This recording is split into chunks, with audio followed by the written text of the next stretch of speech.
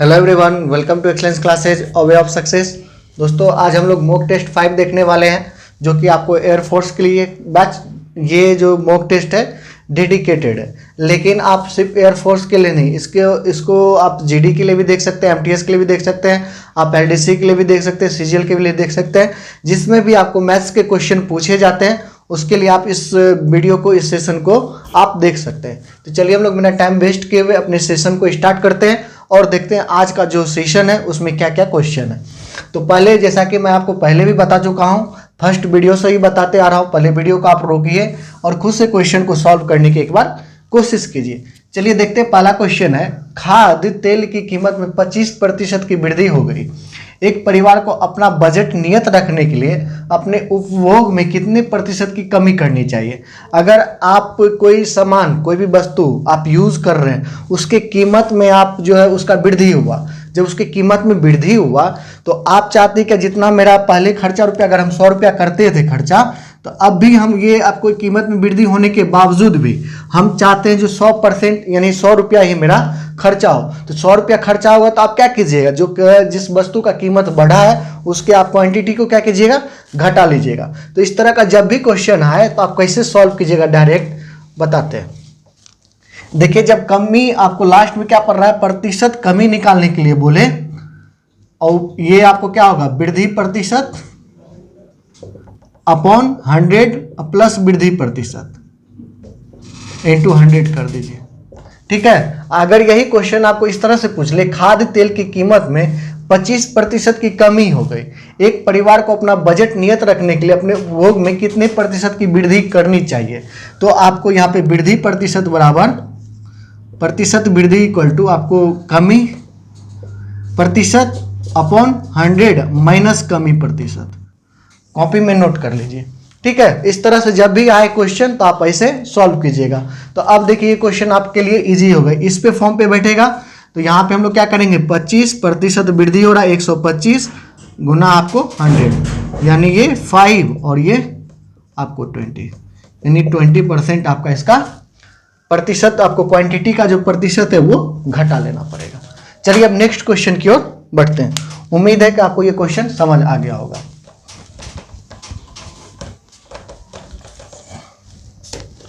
चलिए अब हम लोग नेक्स्ट क्वेश्चन को देखते हैं। नेक्स्ट क्वेश्चन क्या है हमारा, कोई निश्चित राशि 6% वार्षिक ब्याज के दर से आपको 2 वर्षों में इतना रुपया हो जाती है, तो वो राशि ज्ञात करना है। देखिए आपको क्या दिया हुआ है, यहाँ पे सबसे पहले आपको टाइम दिया हुआ है 2 ईयर्स, आपको अमाउंट दिया हुआ है आपको कितना, 2,80,900 रुपया। उसके बाद आपको क्या दिया हुआ है, R% दिया हुआ है, यानी 6%। तो हम लोग इससे सब काम करेंगे।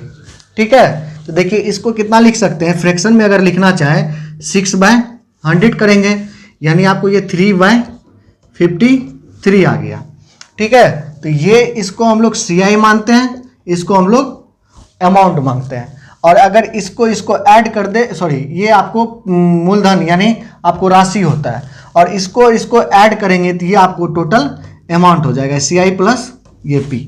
ठीक है। तो इसका देखिए, यहाँ पे आपको 1 वर्ष का नहीं 2 वर्ष का दिया हुआ है। तो हम लोग अगर A/P 1 वर्ष का क्या होगा आपको, ये सॉरी यहाँ पे 50 होगा, 53 और 50, तो ये आपको 53 और ये रेशियो आपको कितना आ जाएगा 50, ये 1 ईयर का होगा। और 2 साल का हमको निकालना है तो इसका स्क्वायर कर देते हैं। ठीक है। 2 ईयर का हमको निकालना होगा तो इसको स्क्वायर कर देंगे। इसका स्क्वायर कितना होता है, आपको इसका स्क्वायर 2809 होता है, स्क्वायर कीजिएगा तो आपको 2809 आएगा,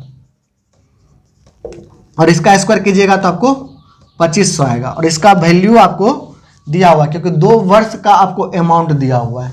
ठीक है। तो इसका आपको 2 वर्ष का अमाउंट इसके बराबर दिया हुआ कितना, 280900, यानी इसके कितना मल्टीप्लाई है, आपको 10 मल्टीप्लाई है, तो इसमें आप 10 मल्टीप्लाई कर दीजिएगा तो आपको टोटल अमाउंट निकल जाएगा, यानी आपको 2,50,000 रुपया इसका आपको अमाउंट निकल जाएगा।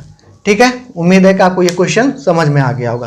क्या कि ये 2 वर्ष दिया हुआ था, R% से इसका अमाउंट निकाले, 1 वर्ष का आपको अमाउंट कितना होगा, जितना आपको CI आएगा उतना आपको, जितना आपको P आएगा। अमाउंट क्या होता है, CI प्लस मूलधन यानी चक्रवृद्धि ब्याज प्लस आपको मूलधन, टोटल आपको जितना भी ब्याज है, जितना भी ब्याज होगा और जितना भी आपको CI उससे आया है वो आपको अमाउंट हो जाता है। यहाँ पे 2 वर्ष का दिया हुआ है तो 2 वर्ष का निकालने के लिए हम लोग क्या किए, दोनों का स्क्वायर कर लिया। अगर 3 वर्ष का देता तो हम लोग क्यूब करते, 4 वर्ष का देता तो उस पर पावर 4 करते। और आपको अमाउंट इक्वल टू दिया हुआ है, अमाउंट के बराबर उसको कर लिए, कितना मल्टीपल था इसको करके यहाँ पे हम लोग निकाल लिए। तो उम्मीद है कि आपको ये क्वेश्चन समझ आ गया होगा।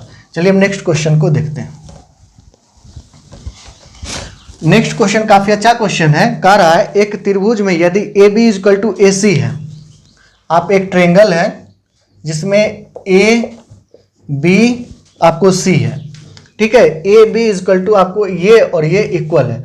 जब आपको ये और ये इक्वल होता है तो ये जो आपको थीटा होता है, ये जो एंगल होता है, ये आपस में इक्वल होता है। Angle B equal to angle C, ठीक है। Angle B equal to angle C आपको इक्वल होगा। तो आपको दिया हुआ ABC equal to 72 degree, ABC आपको ये 72 डिग्री दिया हुआ है, तो ये भी क्या हो जाएगा 72 डिग्री। आपको कहा क्या रहा है, BAC का मान ज्ञात करने के लिए। और आपको पता है ट्रायंगल में आपको तीनों कोण का योग कितना होता है 180 डिग्री। जब 2 का योग आपको कितना दिया हुआ 144, तो तीसरा का आप निकाल दीजिए 180 में से घटा के 36 डिग्री इसका वैल्यू आ जाएगा। तो आपको ये काफ़ी इजी क्वेश्चन है, बस इसका कॉन्सेप्ट आपको ध्यान में रहना चाहिए। अब अगला क्वेश्चन है 3 × 1 - 2 sin square x upon cos square x minus sine square x।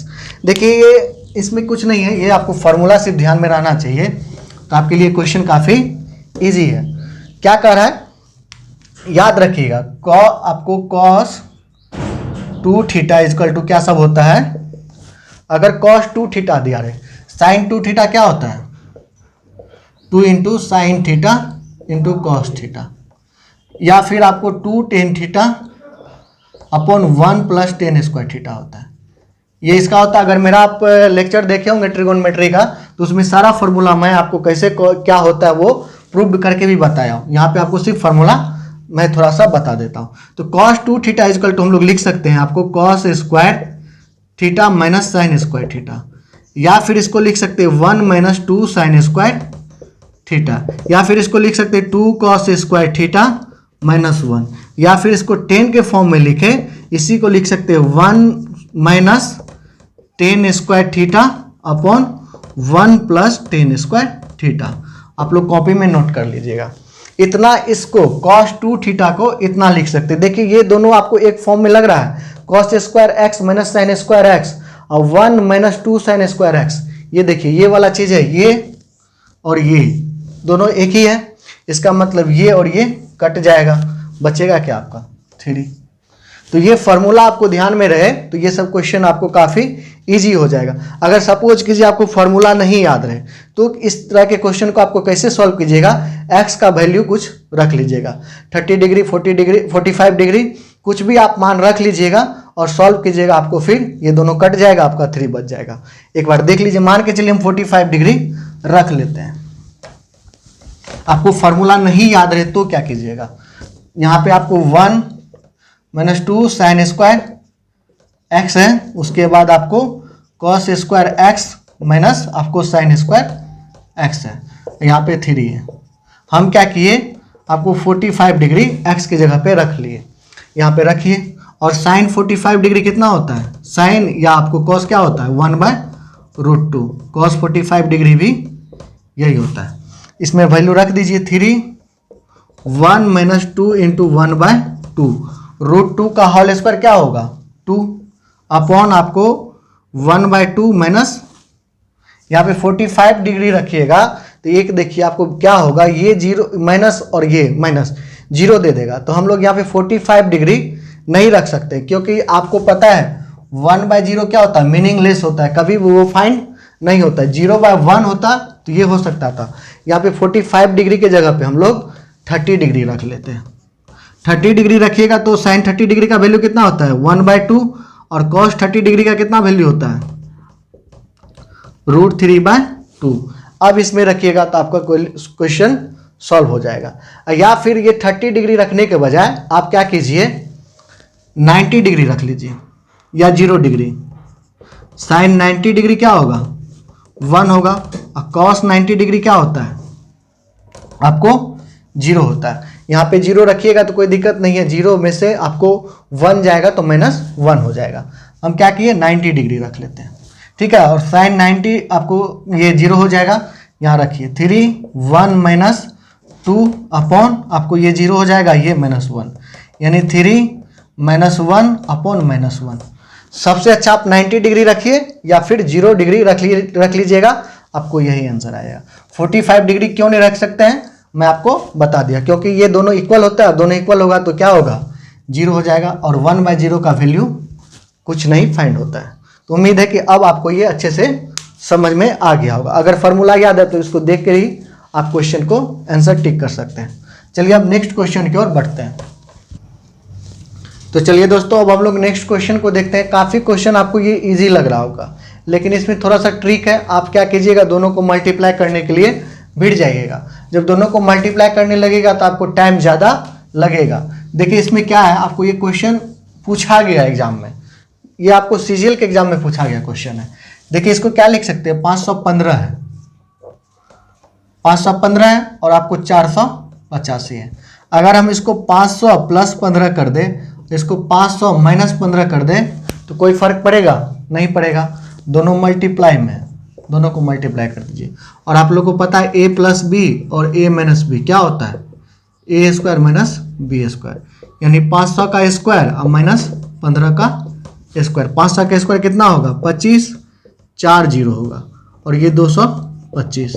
घटा लीजिए 5, आपको फिर 7, देख लीजिए ऑप्शन में आपको 5 और 7 किस में है, ये है आपका ऑप्शन, ये आ जाएगा। पूरे घटाना नहीं है, हम लोग को देख लेना जहाँ तक डिजिट हम लोग फाइंड कर पाते हैं। अब देखिए यहाँ पे 25 है, यहाँ पे 25 है, यहाँ पे 25 है, ये ऑप्शन नहीं होगा, ये ऑप्शन नहीं है, ये ऑप्शन नहीं होगा।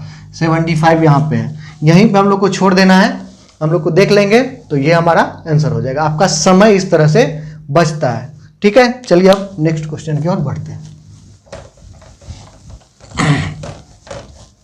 अब अगला क्वेश्चन है P + Q = 7 दिया हुआ है और PQ = 5 दिया हुआ, तो आपको PQ + Q³ निकालना है। इस तरह क्वेश्चन मैं आपको कई बार बता चुका हूं, अगर आप मेरा अलजेब्रा का जो सेशन है देखे होंगे।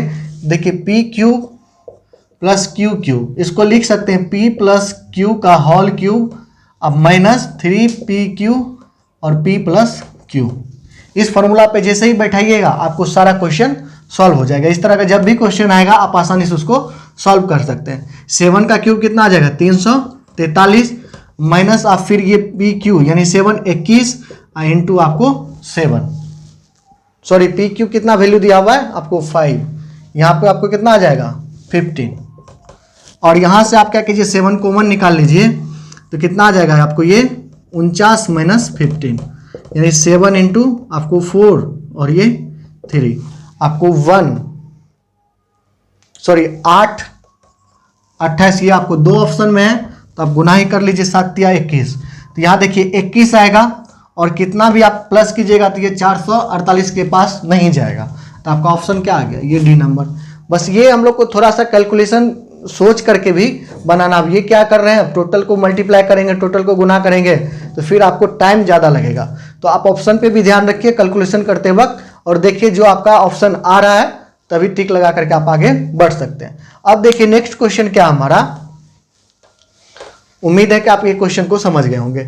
नेक्स्ट क्वेश्चन है, यदि 990 रुपया को राशि A, B और C में आपको इस अनुपात में 3, 4, 2 के अनुपात में बांटा जाता है तो B का राशि क्या होगा। डायरेक्ट आप B निकाल लीजिए, क्योंकि ये टोटल का जो सम होगा ये इसके बराबर होगा, यानी 990 B का क्या है, यहाँ पे B ये है, 4 टोटल को ऐड कर लीजिए, कितना है 7 9। इसको कर लीजिएगा सॉल्यूशन, जिसका मांगेगा A का मांगेगा तो यहाँ पे A रख देना है बाय इस टोटल का ऐड, अगर C का मांगेगा तो C2 2/9 इतना, तो डायरेक्ट आपको निकल जाएगा, कितना आ गया 11 0, यानी आपको 440। तो देखिए ऑप्शन कौन सा है, C नंबर। काफी इजी क्वेश्चन है। अब लास्ट आज का जो इस स्लाइड का लास्ट क्वेश्चन है, एक सेल फोन का मूल्य उसके CP से 20% अधिक कर दिया गया। क्या किया है, CP अगर 100% है, 100 रुपया है तो इसका MP मार्केट प्राइस क्या किया आपको 120 रुपया कर दिया। और उसके बाद और उसके अंकित मूल्य पर 10% का छूट दे रहा है। जब इसका 10% छूट निकालिएगा तो आपको ये एसपी निकल जाएगा। ठीक है, तो इसका 120 पे 10% छूट निकाल दीजिए तो कितना आएगा 108 रुपया, और 108 रुपया ये इतना है। तो आपको क्या करा लाभ प्रतिशत, देखिए 108 और 100 में तुलना कीजिए, कितना 8 रुपया का ज़्यादा है। अब बाय 100 कीजिए 100, यहाँ से ही 8% आपको इसका निकल गया। 100 कीजिएगा 100 कट जाएगा, तो प्रॉफिट परसेंट कितना आ गया 8%। आपका ऑप्शन नंबर ए। उम्मीद है कि आपको ये क्वेश्चन अच्छे से समझ में आ गया होगा। ठीक है, चलिए अब नेक्स्ट स्लाइड में हम और जो 2 क्वेश्चन बचे हुए हैं उसको देख लेते हैं। तो चलिए दोस्तों, अब हम लोग आज के जो लास्ट स्लाइड के क्वेश्चन है उसको देख लेते हैं। क्या करा क्वेश्चन, अमित आपको 46 लाख रुपया शेयर मार्केट में निवेश करता है। ये आपको साझेदारी यानी पार्टनरशिप का क्वेश्चन है। कुछ महीने बाद वरुण उसके साथ शामिल हो जाता है, वरुण नाम का लड़का उसके साथ शामिल हो जाता है और 69 लाख रुपया निवेश करता है। वर्ष के अंत में वे लाभ 2:1 के अनुपात में बांटते हैं। यानी आपको अमित कितना लेता है 2 रुपया, तो ये आपको वरुण कितना लेगा 1 रुपया। और इसके जो आपको निवेश करने का जो रेशियो है वही प्रॉफिट रेशियो भी होता है। यानी आपको जितना रुपया ये निवेश करेगा, मान के चलिए ये कुछ रुपया निवेश किया और ये कुछ रुपया निवेश किया, इसका जो रेशियो होता है वही प्रॉफिट का भी रेशियो होता है। ठीक है, जितना रुपया आपको जितने साल के लिए आपको निवेश किया, जितने महीने के लिए निवेश किया, यानी आपको रुपीज इंटू टाइम, और ये जो आपको पैसा लगाया है और ये जो जितना टाइम लगाया है, इसका जो रेशियो होता है वही इस दोनों का प्रॉफिट का भी रेशियो होगा। ठीक है, इसका भी प्रॉफिट और इसका भी प्रॉफिट। ये इसमें सिर्फ ध्यान रखने वाली बात है, प्रॉफिट का जो रेशियो होगा दोनों का, जितना पैसा जितने समय के लिए लगाया है, ये भी जितना रुपया जितने समय के लिए लगाया है, वही आपको मतलब आपको प्रॉफिट रेशियो वही होता है।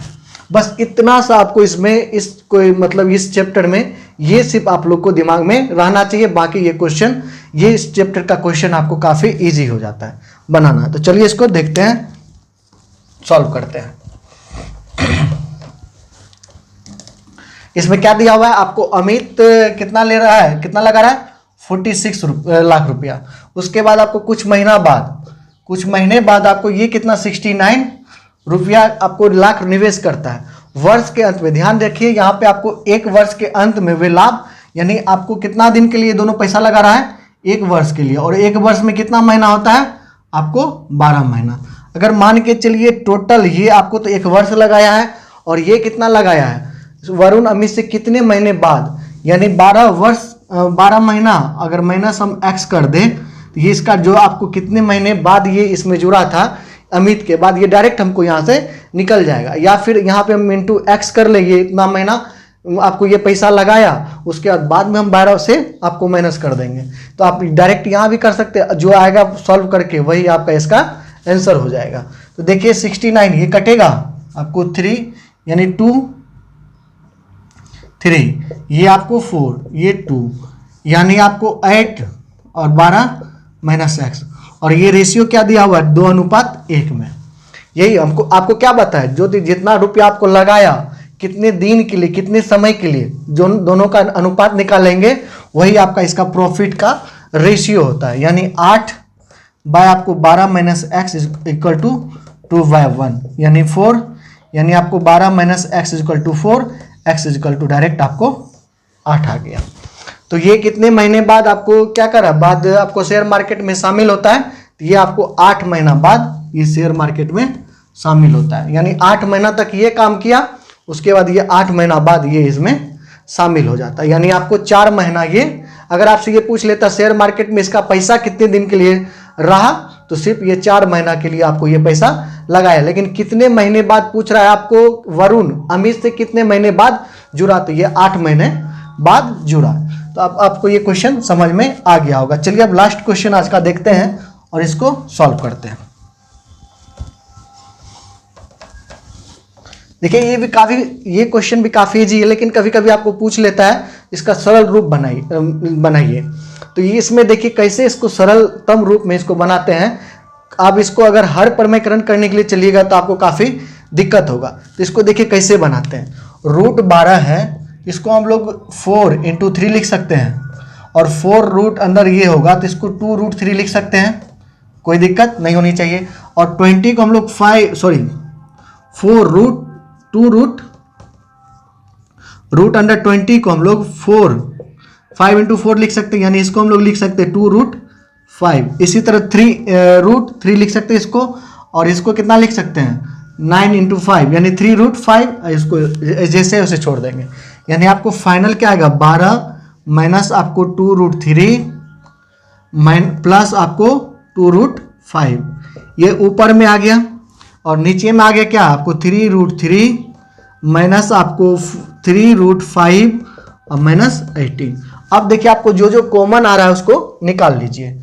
यहाँ से आपको देखिए 2 कॉमन आ गया, आपका बचा क्या 6 माइनस 3 और प्लस आपको √5।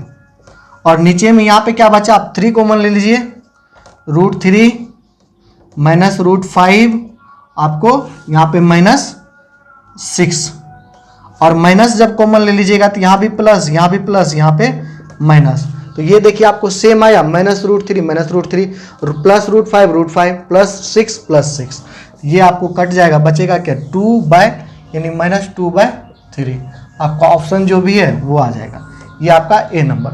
उम्मीद है कि आपको ये क्वेश्चन समझ में आ गया होगा। अगर आपको ये अच्छा लगा होगा सेशन, तो आपको मैं फिर से कहूँगा जो आप वीडियो को लाइक कीजिए, शेयर कीजिए अपने दोस्तों के साथ, जिनको भी ये आपको लगे जो उनके लिए ज़रूरत है उनके पास भेजिए, और वो भी अपने इस नॉलेज को थोड़ा सा बूस्ट करेंगे। चलिए हम लोग यही आशा के साथ फिर नेक्स्ट मॉक टेस्ट में मिलते हैं। तब तक के लिए धन्यवाद, बाय बाय।